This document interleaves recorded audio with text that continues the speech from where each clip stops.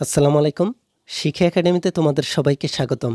এই ভিডিওতে আমি তোমাদেরকে সপ্তম শ্রেণীর ইংরেজি বই থেকে চ্যাপ্টার 7 এর ইউজিং ভার্ব ইজিলি থেকে 7.4 নিয়ে আলোচনা করব।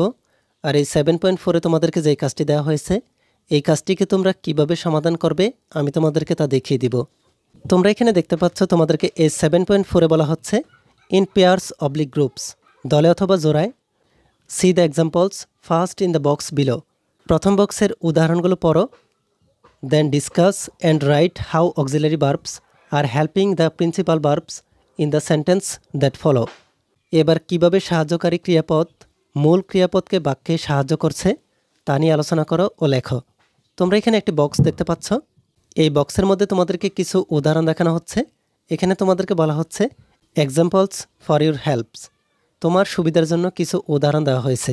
এখানে তোমাদেরকে প্রথম সেন্টেন্সে বলা হচ্ছে I do not drink contaminated water. এই সেন্টেন্সের বাংলা হচ্ছে আমি দূষিত পানি পান করি না। এই সেন্টেন্সে তোমরা দেখতে পাচ্ছ এই ডু হচ্ছে অক্সিলারি ভার্ব।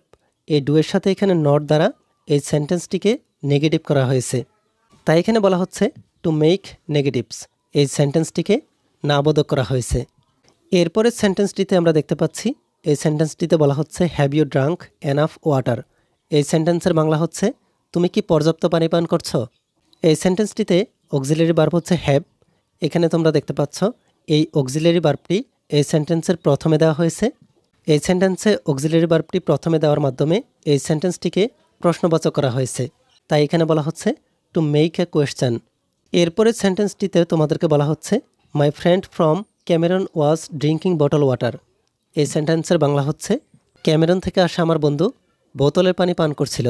এখানে এই সেন্টেন্সটিতে ওয়াজ হচ্ছে অক্সিলারি ভার্ব, আর এখানে মেইন ভার্বের সাথে আইএনজি রয়েছে। তাই এই সেন্টেন্সটি হচ্ছে পাস্ট কন্টিনিউয়াস টেন্স।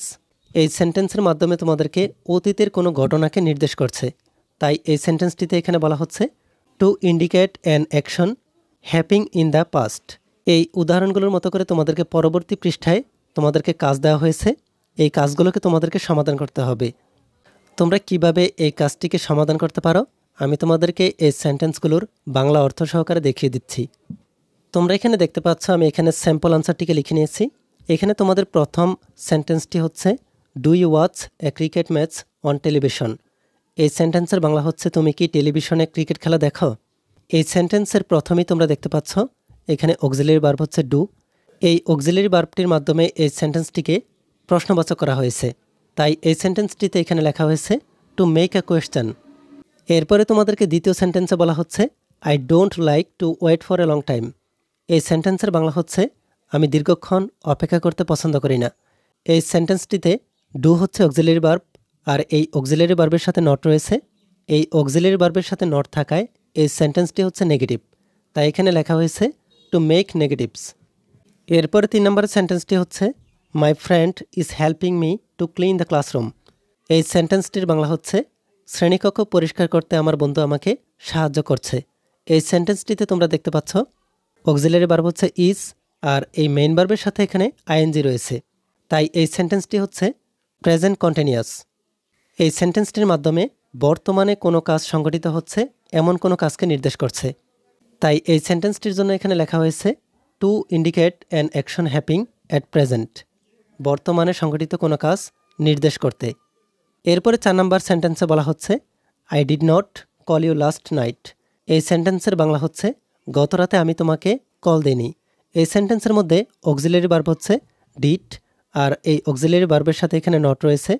এখানে এই অক্সিলারি ভার্বটির মাধ্যমে এই সেন্টেন্সটিকে অতীতের কোনো কাজকে নির্দেশ করছে, আর এই নট দ্বারা এই সেন্টেন্সটিকে নেগেটিভ করা হয়েছে। তাই এখানে বলা হচ্ছে to make negative in the past. এরপরে 5 নম্বর সেন্টেন্সটিতে বলা হচ্ছে ডিডেন্ট বা did not you attend the last class.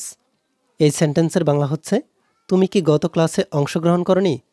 এই সেন্টেন্সটিতে তোমরা দেখতে পাচ্ছ এখানে ডিড হচ্ছে অক্সিলারি ভার্ব, আর এই ডিডের সাথে এখানে নট রয়েছে। এই ডিড অক্সিলারি ভার্বটি দ্বারা এই সেন্টেন্সটিকে অতীতের কোনো কাজকে বোঝানো হচ্ছে, আর এই নট দ্বারা এই সেন্টেন্সটিকে নেগেটিভ করা হয়েছে। তাই এই সেন্টেন্সটি দ্বারা অতীতকালের কোনো কাজকে নির্দেশ করছে। তাই এখানে লেখা হয়েছে to make question in the past. তাহলে তোমরা দেখতেই পাচ্ছ তোমরা কিভাবে 7.4 এর কাজগুলোকে সমাধান করতে পারো।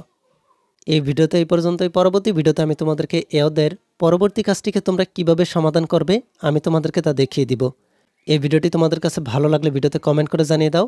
আর পরবর্তী সকল ভিডিওগুলো পাওয়ার জন্য আমাদের এই চ্যানেলটিকে এখনই সাবস্ক্রাইব করে রাখো।